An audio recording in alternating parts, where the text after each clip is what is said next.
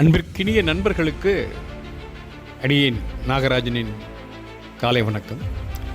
நண்பர்களே, நாம் கம்ப ராமாயணத்தை துளி துளியாக சுவைத்து கொண்டு வருகிறோம். நாம் இப்பொழுது இருக்கும் இடம் ஆரண்ய காண்டம். மந்தரையின் சூழ்ச்சியால் கைகேயி கேட்ட வரங்களால் அரசாட்சியை துறந்து ராமன் காட்டில் இருக்கும் பகுதியை காட்டும் பாடல்கள். இந்த ஆரண்ய காண்டத்தில் ராமாயணத்தின் முக்கியமான கதாபாத்திரமாகிய அரக்கி சூர்பனகை தன் உருவை அழகியாக மாற்றிக்கொண்டு காட்டுக்குள் வந்து ராமன் மீதான தன் ஆசையை வெளிப்படுத்துகிறார். ராமன் சூர்பனகிடம் உரையாடி தனக்கும் அவளுக்கும் பொருந்தாது என்று அவள் பேதமையை கேலி செய்து பேசும்போது தற்செயலாக குடிலை விட்டு வெளியே வந்த சீதையை பார்க்கிறாள் சூர்பனகை. ஐயோ, இவ்வளவு பெரிய அழகியை பக்கத்தில் வைத்து கொண்டா நம்மை பார்ப்பான் என்று சூர்பனகை மனம் நொந்து போய் சீதையை கவர்ந்து செல்ல திட்டமிடுகிறார். ஆனால் பக்கத்தில் இருந்து பார்த்து பாதுகாவலாய் இருந்த லக்குவனோ எட்டி நின்று அவள் அங்கங்களை பங்கம் செய்கிறார். அதனால் ஆத்திரமும் வெறுப்பும் அடைந்த சூர்பனகை கரண் என்னும் தன் சகோதரனை மற்ற அரக்கர்களை அழைத்து வந்து போரிடுகிறாள். போரில் கரண் தோற்கிறான், மாழ்கிறான். அதன் பின் சூர்பனகை ராவணனுடைய அவை நோக்கி ஓடி வருகிறார். ராம லக்குவணர்களை பற்றி ராவணனிடம் எடுத்துக் கூறுகிறார். ஆனால் அவள் அத்தோடு நிற்கவில்லை. அவள் சீதையை பற்றி மிக உயரிய விதத்தில் அவளுடைய அழகை மொத்தமாக வர்ணிக்க தொடங்குகிறார்.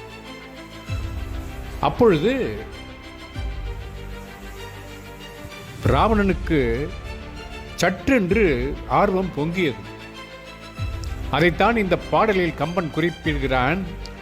ஆரவள் எண்ணலொடும் அரக்கியும் ஐய ஆழி தேரவள் அல்குல் கொங்கை செம்பொன் செய்த குளிகச் செப்பு பாரவள் பாதம் தீண்ட பாக்கியம் படைத்ததம்மா பேரவள் சீதை என்று வடிவெலாம் பேசலுற்றான். ராவணன் அப்படி கேட்டதும் ஆர்வம் அதிகமாகி, அதாவது ராவணனுடைய ஆர்வம் அதிகமானவுடன் ஆரவள் எண்ணலுடன் அந்த பெண் யார் என்று கேட்டவுடன் அந்த அரக்கி சொல்ல ஆரம்பித்து விடுகிறாள் சூர்பனகை. ஐயனே, அவளுடைய உடல் ஒரு சக்கரம் பூட்டிய தேர் போலும், அவளுடைய அங்கங்கள் தங்கங்களால் செய்யப்பட்டவை, அவள் பாதம் தீண்ட பார் பாக்கியம் படைத்தது, அவள் திருவடிப்பட புண்ணியமே செய்தது போலும் அம்மா. அம்மா, வியப்பாக சொல்கிறாள்.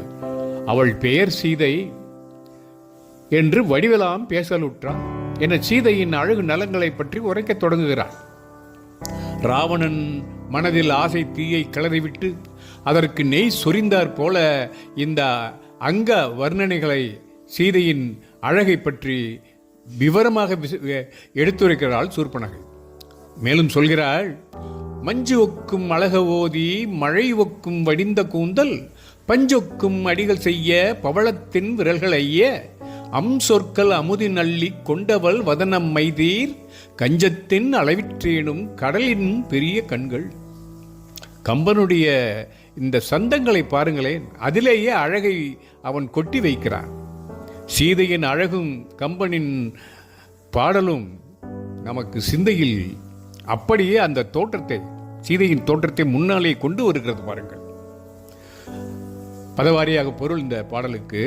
சொற்கள் என்றால் அழகிய சொற்களை அமுதின் அள்ளி கொண்டவள், அமுதத்திலிருந்து முகர்ந்து எடுத்து கொண்டு வந்து அந்த மங்கையின் அழக ஓதி கூந்தல் மஞ்சு ஒக்கும் மேகத்தை நிகர்க்கும், வடிந்த கூந்தல் முடியாது தாழ்ந்த கூந்தலோ மழை ஒக்கும் இறங்குகின்ற மழை மேகத்தை போன்றிருக்கும், கருப்பான அந்த கருமை நிற மேகத்தை சொல்கிறார். அடிகள் பஞ்சு ஒக்கும், பாதங்கள் செம்பஞ்சினை போன்றிருக்கும், அவ்வளவு மென்மையாம். விரல்கள் செய்ய பவளத்தின் ஐய, விரல்கள் சிவந்த பவள துண்டுகள் போல அழகாக இருக்குமா. வதனம் முகம் மைதீர் கஞ்சத்தின் அளவிற்றேனும் களங்க மற்ற தாமரைப்பூ அளவினதாயினும் கண்கள் கடலினும் பெரிய.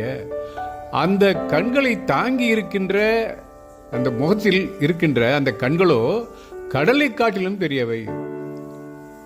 எப்படி, எவ்வளவு அழகான ஓமை பாருங்கள். கடலினும் பெரிய கண்களாம். உயர்வு நவிர்ச்சி அணியை எவ்வளவு எந்த இடத்தில் வைக்கிறான் பாருங்கள் கம்பன். அழகம் என்பது ஐவகை கூந்தல் முடிப்புகளில் ஒன்று. முன்னெற்றி மயிர் என்பர் வாடுதல், முள்ளுடைமை, சேற்றில் பிறத்தல் போன்ற குற்றங்கள் தாமரைக்கு கூற முடியும். முகத்தின் அளவினும் கண்களை பெரிதாக கூறுவதற்கு காரணம் அவற்றின் உயிர்ப்புத்தன்மை, பார்வையின் அகர்ச்சி, அதனால் ஏற்படும் கவர்ச்சி என்று கம்பன் நினைக்கின்றான். கேட்டார் பிற செயல்களை மறந்து நிற்றலின் அமிழ்தத்தை ஓமை கூறினார் என்று அதாவது குறுந்தொகையில் இதே குறிப்பு இருக்கிறது.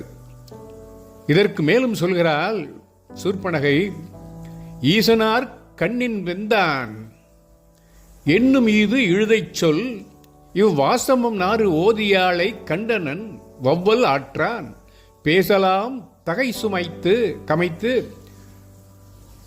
பேசலாம் தகைமைத்து அல்லா பெரும்பிணி பிணிப்ப நீண்ட ஆசையால் அழிந்து தேய்ந்தான் அனங்கன் அவ் உருவம் அம்மா. இவள் புது கதையை விடுகிறாள் சூர்ப்பனகை இங்கே. அனங்கன் அதாவது உருவம் அற்றுப்போன மன்மதன் ஈசனார் கண்ணின் வெந்தான், சிவபெருமானுடைய நெற்றிக் கண்ணால் எரிக்கப்பட்டான் என்பது என்னும் இது இழுதைச் சொல் என்று சொல்லப்படும் இந்த செய்தி பொய்ச் செய்தியாகும் என்று சொல்கிறாள். ஏதோ இவள் உண்மை பேசி போல ராவணனுக்கு ஒரு பொய்யான செய்தியை சொல்ல வருகிறாள் பாருங்கள். அது எவ்வளவு அழகாக சொல்லுகிறாள் பாருங்கள். இவ்வாசம் நாறு ஓதியானை, இந்த மனம் கமழும் கூந்தலுடைய சீதையை கண்டனன் யாரு, மன்மதன் கண்டு மோகமுற்று வவ்வல் ஆற்றான், கவர்ந்து செல்ல இயலாதவனாக ஆகி பேசலாம் தகைமைத்து அல்லா வெளியே சொல்லவும் முடியாத பெரும் பிணிப்ப அந்த காம பெருநோய் பற்றி கொள்ள நீண்ட ஆசையால் மிகுந்த ஆசையினாலே அவ்வுருவம் அழிந்து தேய்ந்தான். அழகிய மேனி மெலிவுற்று அழிந்தான். யார், மன்மதன் அழிந்து போய்விட்டானாம் நீண்ட காமத்தின் ஆசையால் என்று சொல்லி அதற்கு ஒரு அம்மா என்று ஒரு வியப்பையும் போடுகிறாள் சிற்பனை. என்ன ஒரு வஞ்சகம் பாருங்கள். உண்மையாக மனிதன் உருவிலியாக காரணம் வேறு ஒன்று இருக்க இன்னொன்றை காரணமாக்குறாள். இது ஒரு ஒழிப்பு அணியை கம்பன் தன்னுடைய கவிநயத்தில் ஒன்றாக இங்கே கொண்டு வருகிறான். சீதையை கவரும் ஆற்றல் மன்மதனுக்கு கூட இல்லை என்று சொல்லி அதனை செய்யுமாறு ராவணனை மறைமுகமாக தூண்டுகிறாள். இதுதான் சதி. அதற்கப்புறம் மேலும் சீதையை பற்றி விளக்குகிறாள், வர்ணிக்கிறாள். எப்படி, தோளையே சொல்லுகேனோ சுடர்முகத்து உழவுகின்ற வாளையே சொல்லுகேனோ அல்லவை வழுத்துகேனோ மீளவும் திகைப்பதல்லால் தனித்தனி விளம்பலாற்றேன் நாளையே காண்டி அன்றே நான் உனக்கு உரைப்பதென்னோ. அவள் சொல்கிறாள் சூர்ப்பனகை, தோளையே சொல்கேனோ, அவளுடைய தோளின் அழகை பற்றி எடுத்து சொல்லுவேனா, சுடர்முகத்து உழவுகின்ற வாளையே சொல்கின்றேனா, ஒளி வீசும் முகத்தில் திரிகின்ற இரு வாள்களை மீனை போன்ற கண்ணழகை எடுத்து கூறுவேனா, அல்லவை வழுத்துகேனா, அதாவது பிற உறுப்புகளை எடுத்து சொல்லுவேனா, மீளவும் திகைப்பது அல்லால் மறுபடியும் திகைத்து போகின்றேனே அன்றி தனித்தனி விளம்பல் ஆற்றேன். ஒவ்வொரு உறுப்பழகையும் தனியே வர்ணிக்க வலிமை இல்லாதவளாக இருக்கிறேன். நான் உனக்கு உரைப்பதென்னோ, நான் உனக்கு விவரித்து சொல்ல வேண்டுவது ஒன்றுமில்லை. நாளையே காண்டி அன்றே, நாளைக்கு நீயே நேரில் காணப் போகிறாய் அல்லவா என்று முடிச்சு போட்டு விடுகிறாள் சூர்ப்பனகை. அப்படியானால் ராவணன் உடனே சென்று சீதையை காண வேண்டும் என்று அவள் மறைமுகமாக அண்ணனுக்கு அவள் அறிவுரை கூறுகிறாள். இவ்வாறு கூறுவதன் மூலம் சீதையை காணும் ஆவல் ராவணன் மனதில் மூட்டி அவனை மேலும் பைத்தியமாக்கும் சில வர்ணனைகளை இன்னும் சொல்லுகிறாள் பாருங்கள். வில்லொக்கும் நுதல் என்றாலும் வேலொக்கும் விழி என்றாலும் பல்லொக்கும் முத்து என்றாலும் பவளத்தை இதழ் என்றாலும் சொல்லொக்கும் பொருள் ஒவ்வாததால் சொல்லலாம் ஓமை உண்டோ நெல் ஒக்கும் புல் என்றாலும் நேர் உரைத்து ஆகவற்றோ. சூர்ப்பனகை தனக்கு சொல்லவே முடியவில்லை, அவ்வளவு அழகின் அந்த ஆழத்தை என்னால் கூற முடியவில்லை என்று சொல்லுகின்ற பாடல். வில்லொக்கும் நுதல் என்றாலும் வில்லை போல் நெற்றி அமைந்திருக்கிறது என்று சொன்னாலும், விழிவேல் ஒக்கும் என்றாலும் கண்கள் வேல் போல் விளங்குகின்றன என்று சொன்னாலும், பல்முத்து ஒக்கும் என்றாலும் பற்கள் முத்துக்களை போன்றிருக்கும் என்று சொன்னாலும், பவளத்தை இதழ் என்றாலும் பவளமே அவளுடைய இதழ்கள் என்று சொன்னாலும், சொல்லொக்கும் அதாவது ஓமைக்கப்படும் சொல் பொருத்தமாகலாம், அல்லாது பொருள் ஒவ்வாதால் சீதையின் உருப்பழகை உணர்த்தும் முழுமையான பொருள் ஆகாது. சொல்லலாம் ஓமை உண்டோ? எனவே சொல்லத்தக்க ஓமை வேறு ஏதேனும் இருக்கின்றதா? இல்லையே. புல் ஒக்கும் நெல், புல்லை போன்றிருக்கும் நெல் என்றாலும் என்று கூறினாலும் நேர் உரைத்தாக அற்றோ. பொருத்தமாக கூறியதாக கருத முடியுமா? பொருந்தாது அல்லவா? அதாவது வர்ணனைக்கு அப்பாற்பட்ட பொலிவும் அழகும் சீதைபால் பொருந்தியுள்ளன என்பதையும் அதனை நீயே நேரில் காண்பது பொருத்தம் என்றும் சூர்ப்பனகை உணர்த்துகின்றாள். மேலும் கூறுகிறாள், இந்திரன் சசியை பெற்றான் 2-3 வதனத்தோழன், 2-3 வதனத்தோன் தன் தந்தையும் உமையைப் பெற்றாள்.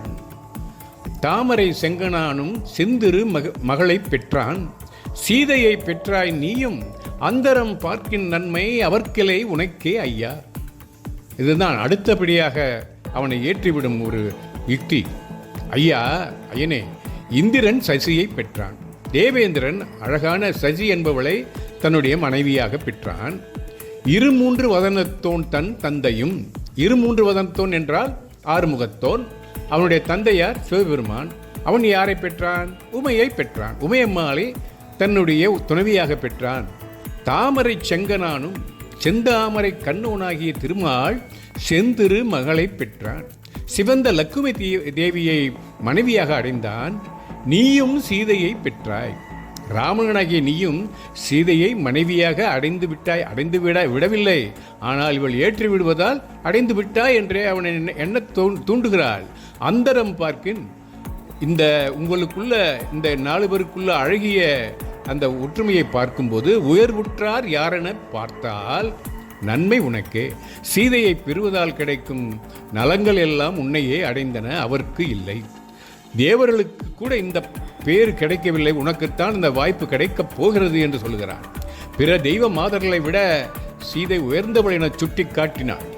இன்னும் சீதையை ராவணன் அடையாத போதும் பெற்றாய் என இறந்த காலத்தால் பேசினாள் என்பது அவளை அடைய வேண்டும் என்ற விரைவை உணர்த்தும் முறையிலும், ராவணன் நினைத்தால் அவளை அடைவது திண்ணம் என்று அவன் வலிமையை உணர்த்தும் முறையிலும் இவ்வாறு தூண்டி விடுகிறாள் சூர்ப்பனகை.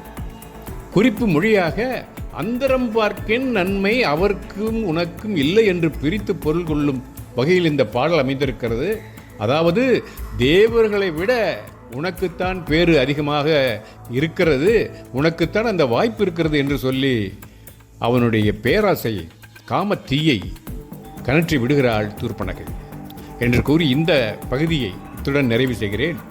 இனிவரும் பகுதியில் எப்படி ராவணன் எப்படி சூர்ப்பனகையின் வலையில் வீழ்ந்தான், இந்த சூர்ப்பனகையின் சூழ்ச்சி படலத்தில் என்பதை வரும் பகுதிகளில் இன்னும் காண்போம் என்று கூறி உங்களிடமிருந்து விடைபெறுகிறேன்.